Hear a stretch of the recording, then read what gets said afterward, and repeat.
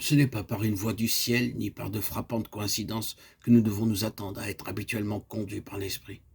Sans doute, il y a des personnes qui ont eu de ces révélations-là, et il se peut que plus tard, lorsque notre nature sera plus spiritualisée, qu'elle vivra en contact plus habituel avec l'invisible, que nos pensées et nos sentiments deviennent les véhicules conscients de la voix divine. Mais c'est à Dieu qu'il faut laisser tout cela. Les premiers degrés de cette échelle sont placés assez bas pour être accessibles aux plus faibles.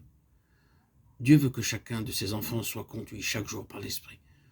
Entrez donc dans cette voie-là, non seulement en croyant que l'Esprit est au-dedans de vous, mais en croyant aussi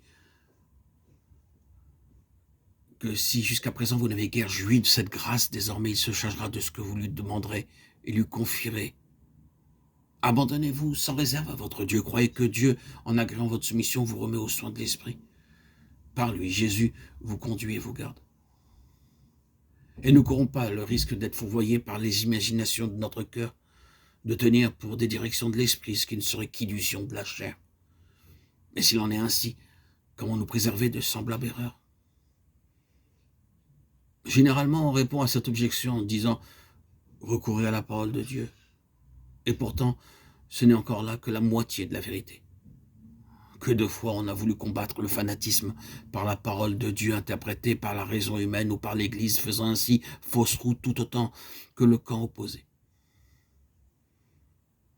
Il faut donc dire que c'est la parole de Dieu enseignée par l'Esprit de Dieu qui préserve de cette erreur. C'est dans le parfait accord des deux que nous trouverons garantie et sûreté.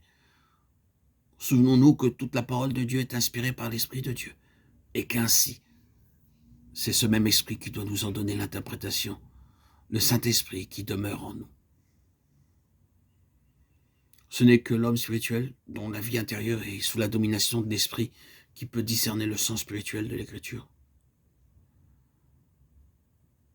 Croyons aussi qu'après avoir inspiré la parole de Dieu, l'Esprit veut la faire respecter en nous révélant les trésors de vérité divine qu'elle contient. Pour être conduit par l'Esprit d'une manière sûre et sans erreur, ne recourons donc pas à l'Esprit seul, négligeant de nous informer de ce que dit la parole écrite ou ne l'étudiant que peu. Ne recourons pas non plus à la parole seule, sans guère compter sur l'Esprit, mais recourons à la parole et à l'Esprit ensemble, l'un et l'autre, demeurant abondamment en nous et obéissons-leur sans réserve. Ceci nous ramène à ce que nous avons dit au commencement, c'est que pour être conduit par l'Esprit, il faut être aussi sanctifié par l'Esprit. Que ceux donc qui veulent être conduits par l'Esprit commencent par se laisser conduire par la parole de Dieu dans tout ce qu'ils peuvent en comprendre. Commencez par le commencement. Obéissez aux commandements. Si vous m'aimez, gardez mes commandements, et je prierai mon Père qui vous donnera l'esprit de vérité. Jean 14, 15, 17.